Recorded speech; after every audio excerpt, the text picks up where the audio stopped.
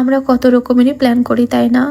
এটা করব, ওটা করব, তারপর একদিন হঠাৎ আমাদের জীবনটাই এলোমেলো হয়ে যায়। হঠাৎ করে দেখি যা প্ল্যান করেছিলাম তার কোনো কিছুই পূরণ করতে পারছি না। এমন অনাকাঙ্ক্ষিত কিছু হয়ে যায় আমাদের সাথে যে জীবনই বদলে যায়। মানুষ মনে করে সবকিছুই তার হাতে আছে, অথচ হঠাৎ একদিন দেখে কোনো কিছুই তার হাতে নেই, সবকিছুই একজনের হাতে।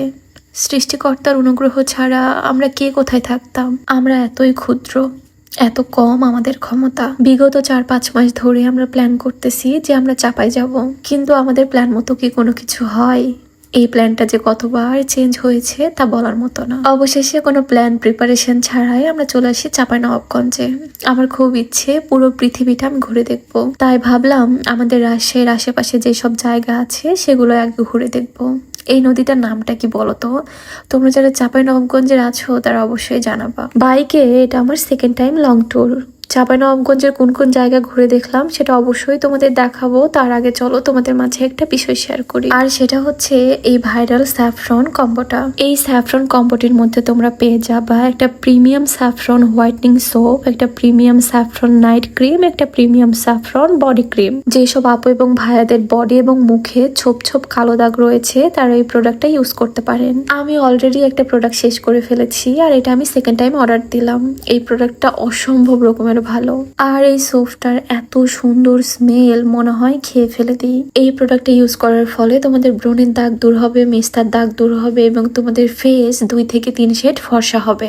আমি এই প্রোডাক্টটি নিয়েছি সাবাস গ্লো ফেসবুক পেজ থেকে। আমি তোমাদের সুবিধার্থে পেজ লিঙ্কটা ডিসক্রিপশনে মেনশন করে দিব। আর যেহেতু এটা একটা ভাইরাল প্রোডাক্ট, এটার অনেক নকল প্রোডাক্ট বের হয়েছে।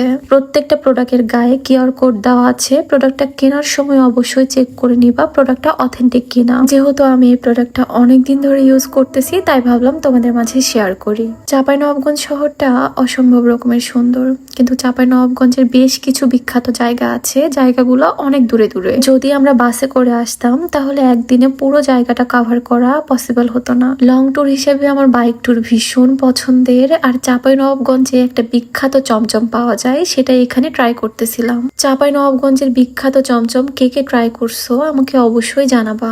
তারপরে এখানে আমরা দুপুরের খাবারটা খেয়ে নিই। যেহেতু আমরা অনেক ঘোরাঘুরি করেছি, আমাদের প্রচন্ড ক্ষুধা লেগেছিল। দুপুরের খাবার হিসাবে নিয়ে নিয়ে আমরা গরুর মাংস, সাথে ছিল সবজি, ডাল আর অনেক কিছু। আচ্ছা, তোমাদের সাথে কি এরকম হয়েছে তোমরা গ্রুপ নিয়ে প্ল্যান করতেছো এখানে যাবা ওখানে যাবা, তারপরে লাস্ট দিন এসে তোমাদের প্ল্যানটা ক্যান্সেল হয়ে যায়? তখন যে কি বিরক্ত লাগে যেটা বলার মতো না। এই জিনিসটা আমার সাথে অনেকবার হয়েছে। তারপরে আমরা সবাই মিলে চলে আসি দারাজবাড়ি মসজিদে। আই থিঙ্ক আমি ঠিক বলতেছি নামটা, যেহেতু আমি প্রথমবার এসেছি আর আমি একটু কনফিউজড যে আসলে কি নামটা ঠিক। যাই হোক, মসজিদটা ছিল অসম্ভব রকমের সুন্দর কিন্তু পরিত্যক্ত। এখানে সবাই এখন ঘুরতে আসে, কিন্তু মসজিদের প্রত্যেকটা কারুকাজ ছিল অসম্ভব রকমের সুন্দর। একটা জিনিস খেয়াল করে দেখবা, বর্তমানে যেসব মসজিদ তৈরি করা হয় সেসব মসজিদগুলো অনেক বেশি সুন্দর হয়, কিন্তু যেসব মসজিদ 200-300 বছর আগের পুরাতন মসজিদ, সেই সব মসজিদের কাজগুলো এত বেশি নিখুঁত হয় যেটা বলার মতো না। প্রতিদিন এখানে অসংখ্য মানুষ আসে এই মসজিদটা দেখতে। এই মসজিদটা আমি দেখেছিলাম ভিডিওতে, আমার দেখার অনেক ইচ্ছে ছিল। ফাইনালি এই মসজিদটা দেখে নিলাম। চাঁপাইনবাবগঞ্জ থেকে এই মসজিদটা কিন্তু বেশ দূরে, বাইকে করে আসতে আমাদের বেশ টাইম লেগেছিল। যাই হোক, তোমরা কি এই দারাজবাড়ি মসজিদটা দেখছো? দেখে থাকলে অবশ্যই কমেন্টস করে জানাবা।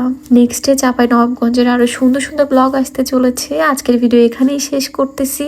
সবাই আমার জন্য দোয়া করো, তোমাদের জন্য অনেক অনেক দোয়া। আল্লাহ হাফেজ।